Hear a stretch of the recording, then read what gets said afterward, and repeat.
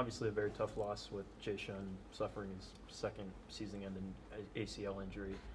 How has your group adapted to his loss? Yeah, right. It's for us, it's been the next guy up. And we hate to lose Jay Shun, and it's hard to see a young man go through this for a second year in a row.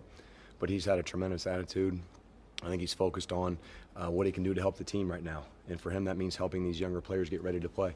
But in our room, we looked at each other and said, listen, we need to pick up the flag, next man up, and we need to continue to move forward. And again, that's why you recruit and you develop young players and you get them ready to play. Mitchell was the next man up for you guys last year after he suffered that first, Jay Shun suffered that first ACL injury. Who do you feel like could make that big of a step in terms of development this season with that new opportunity? Right now we're looking at Isaac James, we're looking at Ricky Brookins. Those are probably the top two guys we're looking to fill, that backup position behind Mitchell Page. But at any time, the other thing we can do is always move guys from outside receivers to inside if we had to. Luke Timian's a kid who played in the slot before. Donovan Hale has done that before. So for us, it's just a matter of getting the best 11 guys on the field, and then we may, again, adjust some positions if we have to. Coach Wilson said, I guess, that in sort of the quarterback situation, Richard is getting the bulk of the reps, I think was the way he put it. Just kind of what have you seen from him in camp that maybe moves him up a little bit, and kind of what does he still need to work on? I've seen a lot of growth from Rich, and really just in his technique of keeping a base and feet, delivering the ball the right way, making his reads. He's playing more confidently right now. He's going to be a bigger physical presence. But those other guys are having great camps as well. Danny Cameron's doing phenomenal. Austin King's really come on. Xander Diamond is still in the same kind of role that he's been in. So we're really pleased with all four of those guys right now. I just think Lego's playing at a different game right now, just at a different level. He's playing with more confidence. There are always things to work on, and I think for him it's just going to be some game experience. I think he's going to learn just a ton in this first game, and then just can take that and continue to grow from week to week this season. Coach Wilson's missed quite a lot of the guys, really impressive in the line. From your point of view, what have you seen from it that's allowed him to transition so smoothly? One, he's an intelligent young man, so he's been able to learn the offense. And two, he comes with a good physical presence, strong, is able to hold up, athletic kid, can move his feet. A lot of times for freshmen middle linemen, things happen awful fast up front. But his athletic ability, his ability to move his feet in the right spot has been able to allow him to step forward, I think, right now. And again, he's a smart kid, so it becomes a lot after a while. So freshmen sort of, at a certain point, hit a wall, and he hasn't quite hit that wall yet, which is a good sign. Can you talk about the different pieces and maybe the different styles of runners you have in that running back room? Shoo. I think it's hard to talk about all of them because we have a lot. You start with Divine and Devontae. It's going to be hard to go through all of them. We have some bigger, thicker guys.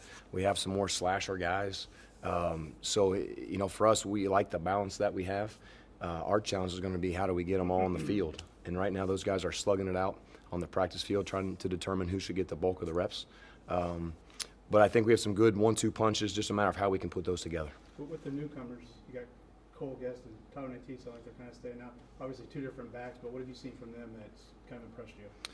I think with Tyler Natee, his ability to learn the entire offense and just continue to move forward every single day. Again, I talked about just hitting that wall, and I don't think Tyler Natee has been there yet. Cole is a kid who brings some explosion to that room. He's got a quick first step. He packs a punch for a little guy. And he's going to be, again, the guy that can take it 90 yards, So they are different. I think they're both doing a really good job. I think Tyler, we're trying to feed him as much as we can, try to put him in different situations. Cole's doing a phenomenal job of just bringing that second gear to that room. But I'm excited to watch both those guys play.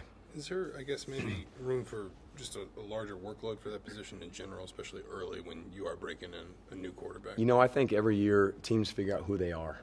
And it takes a while to figure out who you are. And as coaches, we kind of think that we know, but until we go play games, you really don't know. So, yeah, I would say that we're going to have some sets where we got a couple backs in there, some sets where we're going to spread the field. Just we want to try to use everything that we got, that we think that we have, and then let's find out who's really making plays. At the end of the day, players show up on game day. So we'll figure out who we are here in the next as we play a couple games and kind of keep shaking through some stuff. What went into the decision to move Keontae to receiver and kind of keep Cole in the backfield? Was it just a matter of you like Cole's approach to that position, or what? Yeah, I just think it just sort of shook itself out. I think Cole, again, is in the mix right now. He's playing a lot of football. He sort of has separated himself. We know Keontae's a young man with a world of ability. He's as fast as anyone we have on our team. He's a big 195, 200-pound kid. So he has the physical tools. He has the speed that you want.